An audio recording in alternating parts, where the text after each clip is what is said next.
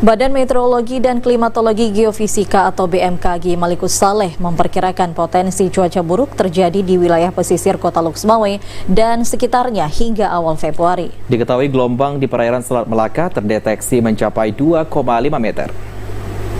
Stasiun Malikus Saleh memperkirakan cuaca di kawasan pesisir wilayah Kota Lhokseumawe dan sekitarnya akan mengalami intensitas hujan sedang hingga lebat.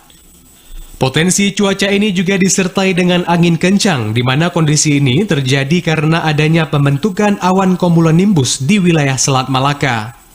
Perubahan cuaca ini terjadi seiring adanya pembentukan arah mata angin di perairan Aceh Utara dan diperkirakan potensi ini akan terjadi hingga awal Februari 2023. Kepala BMKG Malikus Saleh Siswanto menyampaikan tingginya gelombang yang mencapai 2,5 meter dari permukaan laut ini terjadi karena adanya pembentukan awan cumulonimbus di wilayah pesisir utara Aceh.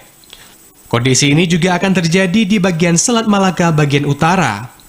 Selain di wilayah pesisir, BMKG juga menghimbau kepada masyarakat khususnya di kawasan pegunungan agar lebih waspada terhadap bencana longsor maupun banjir. Yang berada di wilayah Selat Malaka bagian utara, ini kondisi ketinggian gelombang akan mencapai 2,5 meter.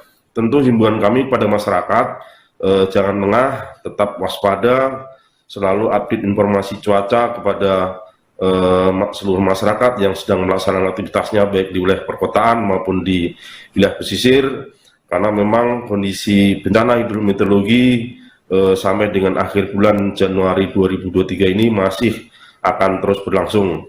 Sementara untuk aktivitas nelayan, masyarakat diminta mewaspadai perubahan cuaca atau arah mata angin. Pihaknya juga meminta warga untuk mengakses informasi yang disediakan oleh BMKG terkait potensi cuaca yang masih rawan terjadi cuaca buruk. Dari Lhokseumawe, Muhammad Ilyas, TVRI melaporkan.